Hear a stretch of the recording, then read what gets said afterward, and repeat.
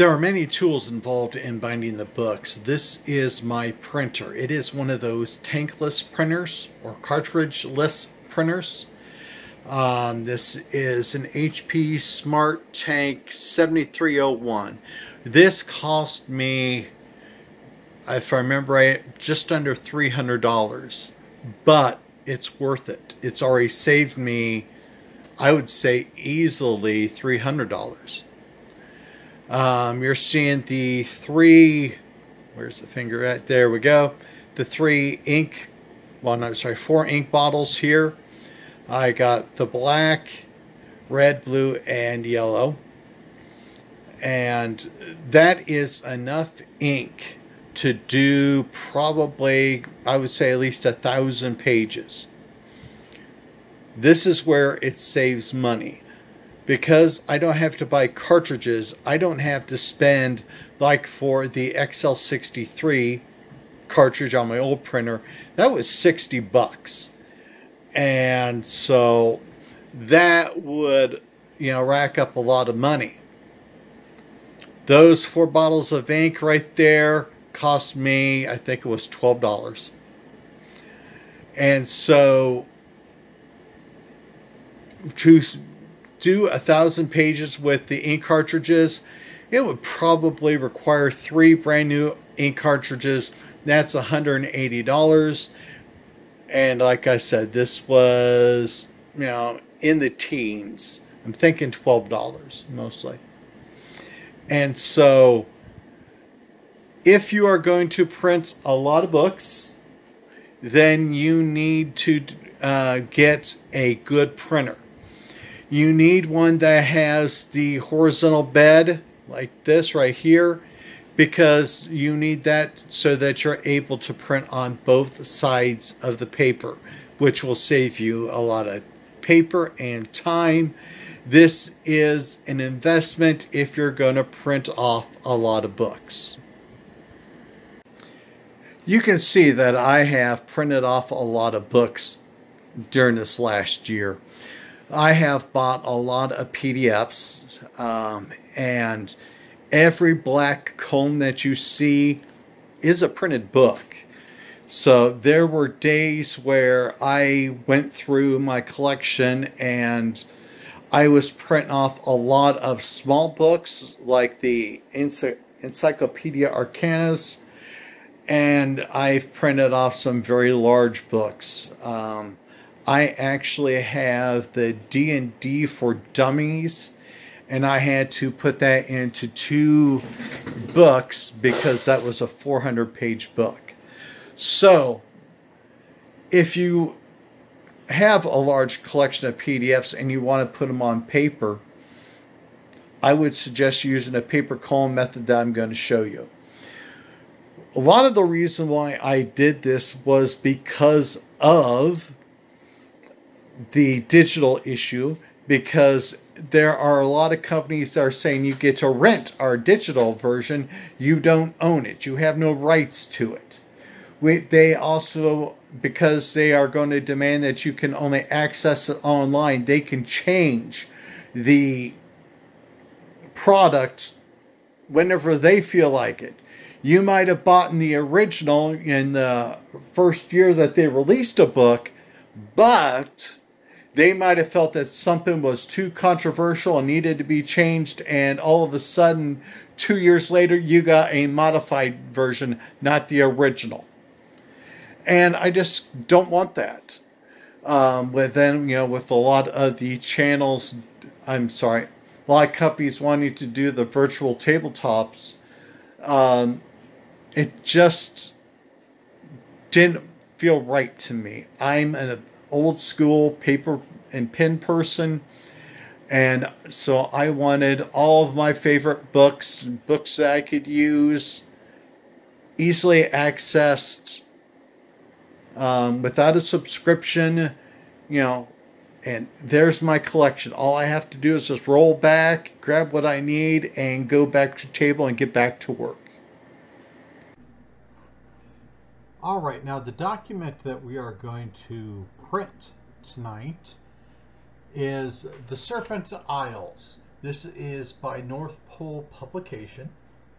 I forget how many years old this is. This is an adventure, as they say, for 5 to 7 characters of medium level, 5th to 7th level. This was a third-party D&D creation, 3rd edition. So printing it's pretty easy. I'm using Foxit PDF Reader. I find it to be the most reliable. So we're going to go set up the print. And there we go. It's pretty easy. You want to do all the pages. Print on both sides. And flip on the long. And that's pretty much all you have to do to print the book. Then you just come down here, hit OK. It is going to process to set up the printer, which won't take long, as you can see. We're doing this mod here because it's not going to take that long to get completed. Then you can see how I bind my books. I've only went through this module, I think 2 or 3 times, because, you know, it was saying they had new magic items, new spells and all that. So I was thinking, okay, this could be a good resource book. And like all good resource books, it needs to be printed out.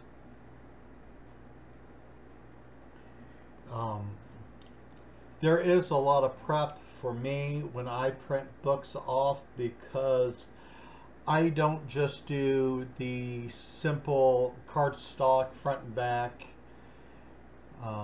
I actually, to make a more rigid back, I take foam board that you can buy at Dollar General, Walmart, and I cut those up and I glue that onto a piece of cardstock so that I can punch it, and that makes a stronger back. And so if you want to make notes into your PDF, well, your printed off PDF, you can.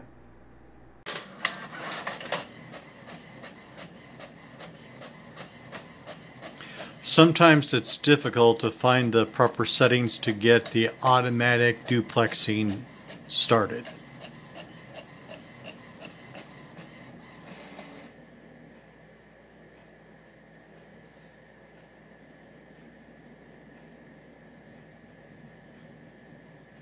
The ink is drying.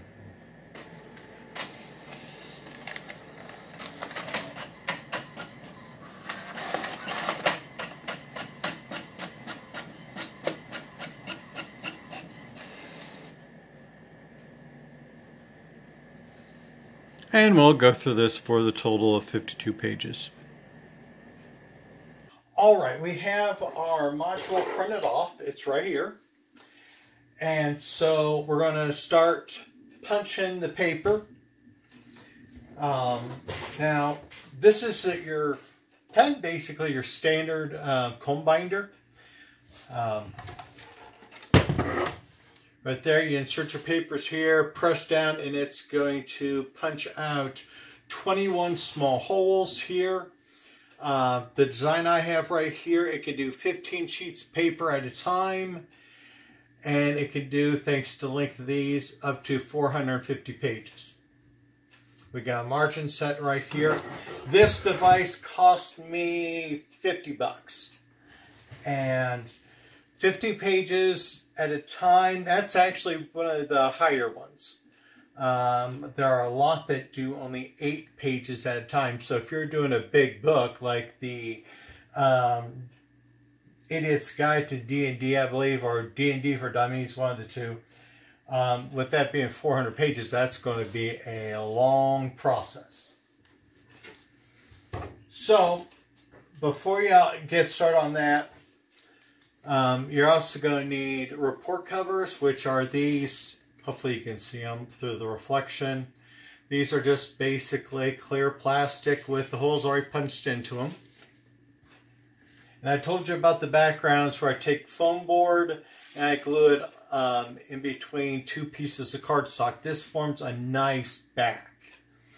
And so sometimes if you're GMing, you know how you got to grab a book and you're trying to do some multitasking. This helps doing that multitasking. So my process, try to make everything as nice and tight as possible. I grab a few pages and I always go face down.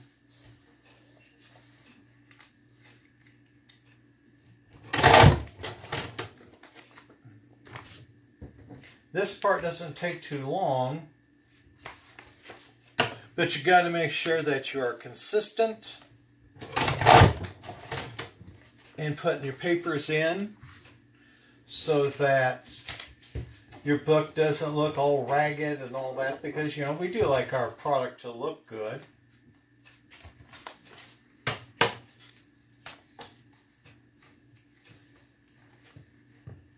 Like I said, they say 15 sheets max on these.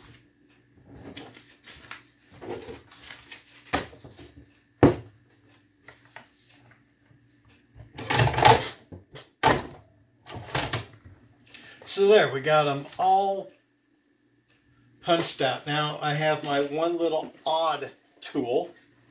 I drink a lot of tea, and it's just the spacer really works here. And so I am going to be using a 1/2-inch comb binder on this one. That should actually hold close to 50 pages. So, and this is only 26. You insert it with the back. There you go. You put your first clear sheet on. Then you put in your hardback. Now, since this isn't a lot of pages, you could just grab them, fold them together.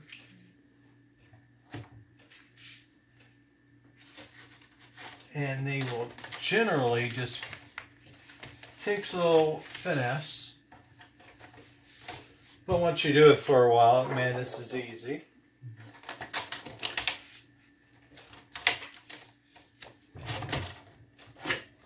There you go. This only took, you know, about 2 minutes, but you got now a nice printed version.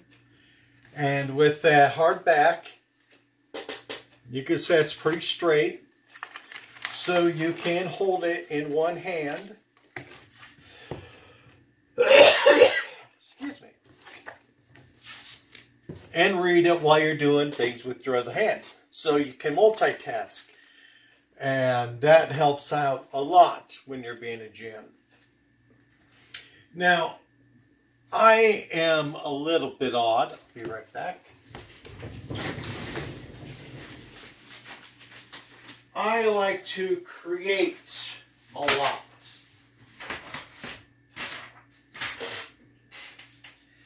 Now, the comb binders that I have been using, I usually use the 1/2-inch, 1/4 inch, 1 inch.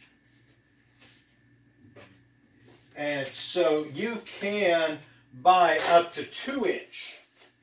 But you got specialty to order anything larger than that. There it is.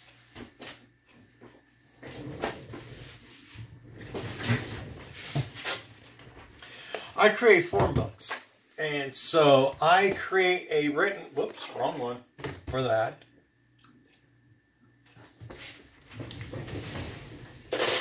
There it is. A form book is when I create using a spreadsheet. I make forms and I print them off in large scales and then I punch them. So this is my species book.